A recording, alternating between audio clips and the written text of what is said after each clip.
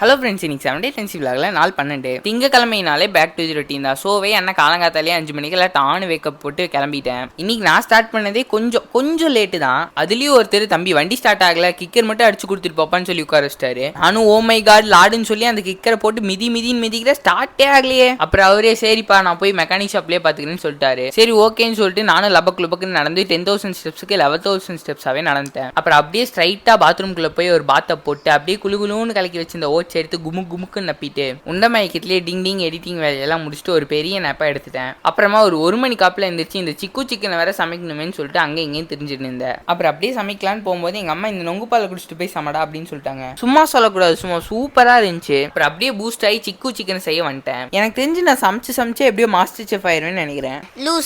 அப்புறம் ஈவினிங் ஜிம்முக்கு போலாமா வேணாமாங்கிற யோசனையிலேயே கிளம்பி போயிட்டேன். நீ ஜிம்ல செஸ்ட் பிளஸ் ட்ரைசப் எனக்கு ஏதோ 2 நாளா ஜிம்முக்கு வராம கிறுக்குனே இருந்துச்சு. அப்படியே செஸ்டையும் ட்ரைசப்பையும் போட்டு முடிச்சுட்டு சரி எனக்கு லைட்டா டங்கு ஸ்லிப் ஆயிடுச்சு ட்ரைசப். அப்படியே இந்த வீடியோ பார்த்துட்டு இருக்கவே அண்ணன் ஒரு ஃபாலோ சப்ஸ்கிரைப் பண்ணீங்கன்னா மேலும் வீடியோ போட ரொம்ப ஹெல்ப்ஃபுல்லா இருக்கும். அப்புறம் ஸ்ட்ரைட்டா வீட்டுக்கு வந்து சோச்சி சாப்பிட்டு வெசல்லாம் முடிச்சுட்டு அந்த மட்டை ஆயிட்டேன். ஹெல்த்தியா சோச்சி சாப்பிடுங்க ஃப்ரெண்ட்ஸ்.